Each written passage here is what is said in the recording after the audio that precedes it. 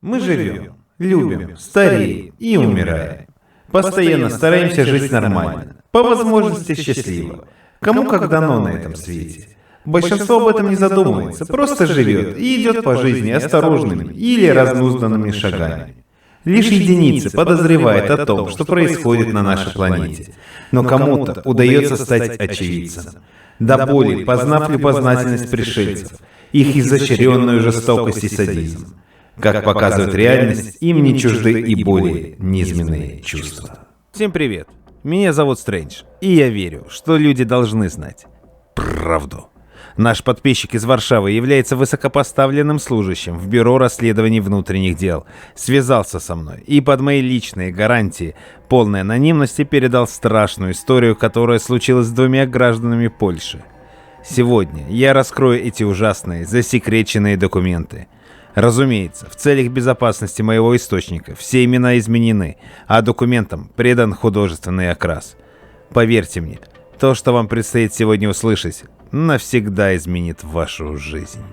Итак, я начинаю. Кася и Томик наконец-то вырвались в путешествие. Решили оторваться по полной за весь рабочий год. Выкраивали это время, планировали и наконец-таки все срослось. Они в Париже. Путь из Кракова не был долгим, ведь это Европа. Здесь все близко и далеко одновременно. Так простой служащий, скажем, где-нибудь в порту в польском Гданьске, мог всю жизнь просидеть дома, не побывав ни в Берлине, ни в Женеве и даже в Париже. Кася и Томик не были простыми служащими. Они относились к рангу так называемой «золотой молодежи» и имели возможность путешествовать. Жаркая музыка давила на уши пульсирующими вспышками. Полумрак помещения озарялся мигающим светом под быстрое вращение стробоскопа. Томик причудливо сплетал руки, двигал торсом, дергая головой. Кася же стояла к нему спиной и игриво дразнила его, прижимаясь ягодицами к его паху в такт музыки. Им было хорошо и весело, громко и смешно. Две девушки неподалеку смотрели, оценивающие на Томика, смеялись, не отводили немигающие глаза с расширенными зрачками. В какой-то момент Кася повернулась к Томику и прошептала ему прямо в ухо: «Я хочу тебя». После она просто взяла его за ремень и потянула за собой. «Кася, я люблю тебя». Он целовал ее губы, лапал ее ягодицы, прижимал к себе, а Кася лезла ему в штаны. Все случилось как-то сразу и неожиданно. О нет, он не овладел ей в туалете ночного клуба, и у Каси не случился оргазм. Они просто оторвались друг от друга, уносимые вихрем движений во всеобъемлющей яркой вспышке. Последнее, что помнили оба, так это свои руки, тянущиеся друг к другу в разрывающемся водовороте. «Кася! Томик!» Через мгновение они очутились в незнакомом помещении, белом и пустом, без окон, но освещенном. Ламп не было, свет распространялся из ниоткуда. Казалось, что само пространство излучает волны пульсирующего света. Он то затемнялся, то снова усиливался. Комната погружалась во мрак и озарялась светом с очень быстрой амплитудой. Свет давил. Возникало чувство, что он ощущается буквально кожей. «Томаш, где это мы? Томик, ты слышишь?» Молодой парень лежал рядом, он был обнажен. Кася удивленно и испуганно смотрела на его грудь. Взгляд опускался к гениталиям. Это же случайно наверняка все произошло. Кто-то устроил розыгрыш, затянувшийся и не вполне удачный. Кася помнила, как перед входом в ночной клуб Томик дал ей какую-то таблеточку, и она выпила ее, запила пивом. Через несколько минут стало весело, смешно, энергия и эйфория зашкаливали. Наверное, она отключилась, и они оказались здесь. Но кто привез их тогда сюда? Господи, Кася подтянула ладонь к лицу и прикрыла рот в испуге. А может, их похитили?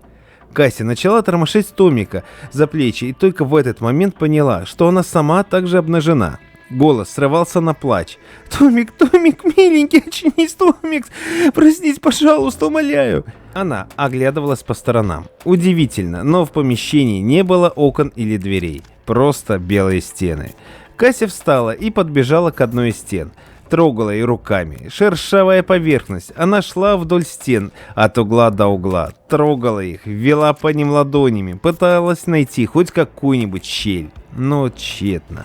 Из протокола жандармерии округа Мане, Париж. При утреннем патрулировании в предместье округа Мане на пересечении улиц Сен-Дени и Монтюрпан под мостом Пуэнте-Мари, сторона от Сен-Луи, обнаружено 2 тела, мужчина и женщина, мертвы. На теле множественные ожоги, следы изнасилования. Тела были доставлены в морг. Через час случилось непредвиденное. Женщина ожила. Ошибка врачей при осмотрении тела, отсутствие пульса. В настоящее время выясняется обстоятельства. Женщина доставлена в госпиталь Ларри-Буазьер в отделении и интенсивной терапии. Планируется возобновление расследования после нормализации состояния пострадавшей. Инспектор сидел в управлении. Время перевалило за полночь. Он снова и снова просматривал фотографии мертвого мужчины, которым оказался Томаш Мацкевич, уроженец Кракова, поляк. Выжившая пострадавшая Катаржина Войцех, также уроженка Кракова, полячка и любовница Томаша Мацкевича. Жан-Лука, как вам удалось удостоверить личности?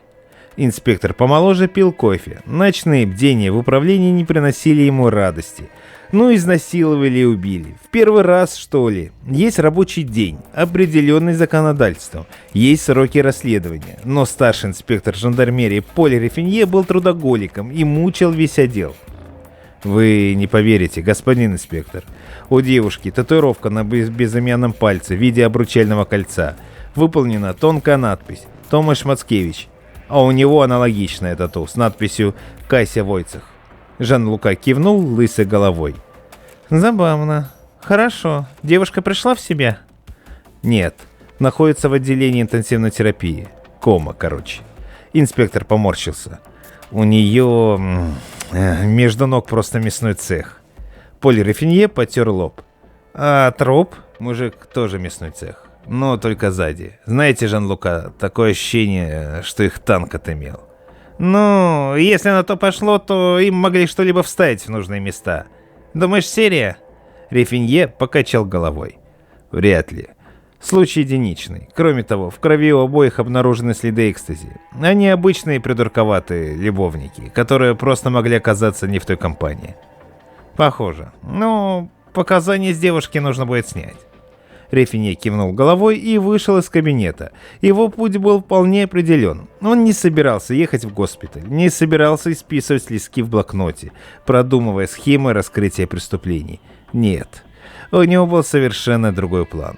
Он вышел из жандармерии и сел в свой автомобиль, припаркованный на небольшой стоянке. Достал мобильный телефон. Алло, господин Борецкий, приветствую. По-моему, у нас случай в вашей юрисдикции. Девушка и парень. Девушка жива, а парень мертв. Показания? Нет, снять не удалось. Она в коме. Похороны пройдут в Польше, он поляк. Да, понял. Попытайся выяснить. Престарелый немец-чех, работающий во французской клинике, сочувственно и сокрушенно качал головой, глядя на молодую девушку под аппаратом ИВЛ. Ее ноги были разведены в сторону, в матку был установлен дренаж для отвода лимфы и крови после устранения основного кровотечения. Удивительно вообще, как она выжила. Травмы более чем серьезные, будто ее посадили на кол. Хотя чему тут удивляться? Могло быть все что угодно. Человечество взбесилось. Политика Макрона доведет страну до краха. Коренных французов все меньше и меньше. Со следующего дня снизьте объем обезболивающих. Будем пытаться выводить из комы. С утра проверь состояние швов. Все вмешательства внесены в карту. Хирург кивнул головой. Да, из жандармерии пришли ее данные. Родственникам сообщили. Думаю, прибудут завтра во второй половине дня. Откуда? Хирург кивнул головой в сторону девушки. Она полячка из Кракова. Ясно. Врач решил ничего не объяснять родственникам девушки, а подготовить выписку из карты. На словах он скажет, что она пережила сексуальное насилие. Состояние тяжелое и нестабильное. Все. Его дело лечить. А объясняется, пусть все объяснения дает и ищет пусть жандармерия. Это их работа, а не его. Кася спала, она пребывала в коме и не могла пошевелиться. Все тело было сковано, а сознание гуляло по лабиринтам тьмы. Она раз за разом проваливалась во мрак, выплывала из него и оказывалась в квадратном помещении с белыми стенами. В своем нынешнем состоянии она не могла различить сон от действительности. Все казалось ей кошмаром, который вот-вот закончится, но кошмар только начинался. Она помнила, как некая невидимая сила подняла Томика с пола, взметнула к потолку, а после уронила на пол, как будто кто-то выбивал половик. Томика согнула пополам. Он открыл глаза, удивленный и не сознающий происходящего. Попытался встать, но ему не дали этого сделать. Рядом раздавались булькающие, шипящие и щелкающие звуки. У самого уха прошипело: «Не шевелись, если хочешь жить». Девушка закричала, все казалось нереальным. Она попыталась бежать, но бежать было некуда. Во вспышках света она увидела когтистые лапы, вслед за которыми перед ней проявились два существа. Это были не люди, нет, двухметровые рептилии скорее. Похожие на крокодилов, стояли на ногах, тянули к ней лапы. В какое-то мгновение твари стали драться между собой. Кусали друг друга до тех пор, пока одна из тварей не отошла в сторону, держась длинной лапой за прокушенный бок. Кровь была зеленовато-синей. Во время потасовки одна из рептилий ударила Касю хвостом. Удар почти вышиб из нее сознание, но, к сожалению, не до конца. Последнее, что она помнила, так это кожистые касания, хруст сломанной кости в бедре и боль между сильно раздвинутых ног. В отделе специальных исследований в США, город Вашингтон, в этот день царил некий ажиотаж. Старший группы внешнего наблюдения, отвечающий за сектор от Ла-Манша вглубь материка, вплоть до Парижа и Братиславы, чесал гладко выбритый подбородок. «Наш человек в Париже вышел на связь. Похоже, наш случай». Старшего группы слушало трое подчиненных. Крепкие мужчины в черных пиджаках. Один из них был в джинсах и черной рубашке. По привычке он держался ладонями за две нагрудные кобуры, скрестив руки на груди. Старший продолжал. «Итак, необходимо провести тайную эксгумацию тела пострадавшего. Некто Томаш Мацкевич похоронен в фамильном склепе близ Кракова. Тело должно быть доставлено в лабораторию, поэтому вам следует озаботиться вопросом сохранности ткани и секретностью. В склеп можете подложить куклу». Подчиненные молчали и слушали. Вторая потерпевшая, Катаржина Войцах, скончалась в госпитале, не приходя в сознание. В настоящее время находится в клиническом морге в Париже.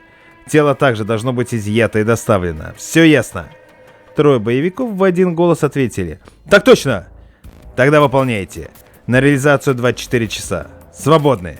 Боевики удалились, а старший группы сел за стол. Чертовски хотелось курить. Но в кабинете установили систему пожаротушения. После недавнего инцидента сгорела серверная одного из департаментов в Нью-Йорке. Это был несчастный случай, хотя, может быть, это была и диверсия. Среди людей немало тех, кто по незнанию или специально служит силам вселенского зла, проявляющимся на планете различными пакостными делами. Но последний случай был из ряда вон. Старшина отдела взял телефон. «Соедините с главой Вашингтонского департамента». «Да, подожду». Дождавшись ответа, старшина заговорил, но в этот самый момент он осознал глупость, которую пытается донести до руководства. «Здравия желаю.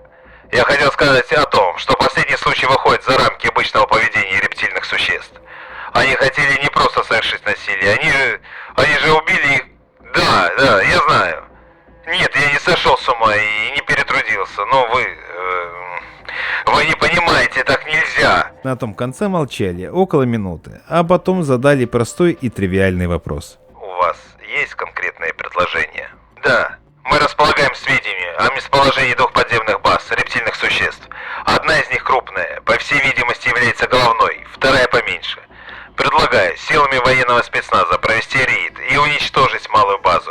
Опять-таки, можно будет захватить трофеи, живых особей». Трубки снова молчали, ответили также через минуту. «Мы подумаем и примем решение». Старшина только вечером того же дня понял, какое решение было принято на верхах. Старшина был застрелен в затылок на лестнице своего дома в этот же вечер. Но перед выстрелом ему кратко объяснили, что некие вольности были разрешены рептилоидам в обмен на генные технологии, активно внедряемые в научной жизни человечества в настоящее время, в эту самую минуту. Мы вам сегодня раскрыли только часть информации о пришельцах. Данных о их деятельности на Земле намного больше. На нашем канале мы раскроем все тайны и доказательства их присутствия. Подписывайтесь на канал и высылайте мне на почту свои истории, связанные с пришельцами. Контакты вы найдете в разделе о канале. Вместе мы заставим власти всех стран раскрыть всю имеющуюся у них информацию. Ведь люди должны знать правду.